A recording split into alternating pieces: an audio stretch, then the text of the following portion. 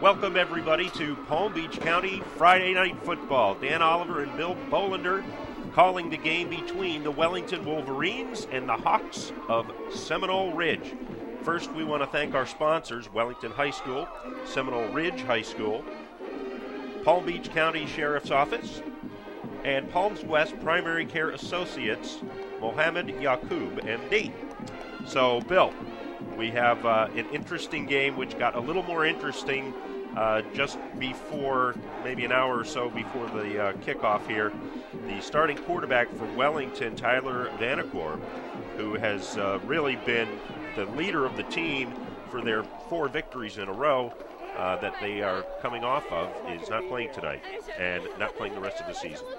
No, it's something that I wasn't even aware of, and I'm here, every day. They obviously didn't want Seminole Ridge to know that he wasn't playing, and everything you said is absolutely true. What's an average offense right now really becomes less than average, and they're really going to have to rely on turnovers and a less than stellar performance from Seminole Ridge to be in this game. I'm just telling you the truth. I think it becomes a lot less interesting. And while we are talking about this, if you take a look at your screen, you will see the starting lineups scrolled on the bottom. And one of the guys in the starting lineups whose name you may not see is Cole Smallridge, and that will be the freshman quarterback starting, making a very big start. Now, luckily or fortunately for Wellington, this is not a district game. They have already wrapped up their first district title since 2001.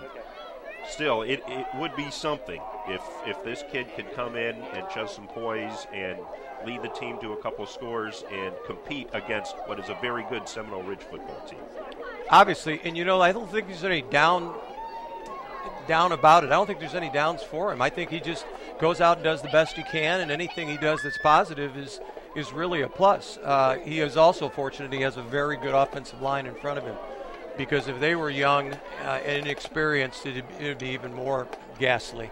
Even with their senior quarterback, Vanacore, the Palm Beach Post is predicting that Wellington would lose this game 35-10 to Seminole Ridge, who would be unbeaten but for a 4-point loss last week to Park Vista. So let's talk about them a little bit and what the Hawks will show us tonight.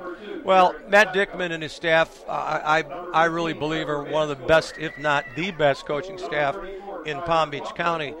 They've built a program. Matt has come over here and just done a great job. They are very disciplined.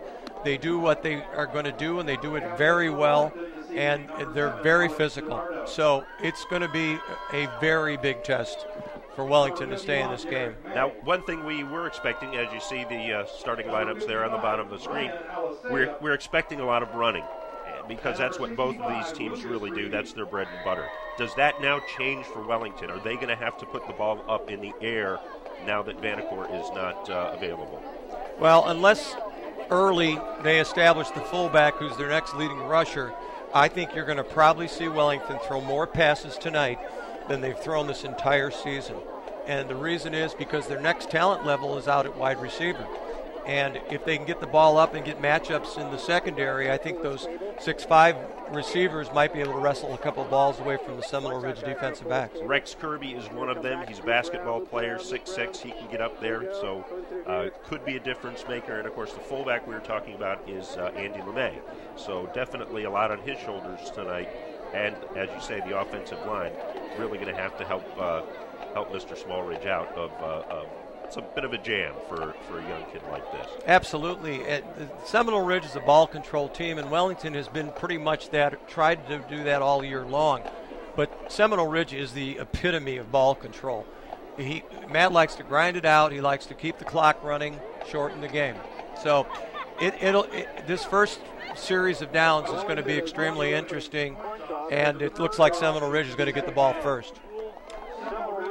Seminole Ridge may have a weakness in, even though a team with 7-1 shouldn't have too many weaknesses, but last week they gave up 312 yards in rushing to Park Vista. Now, a good running back there, but still, that's more than you would expect that a defense like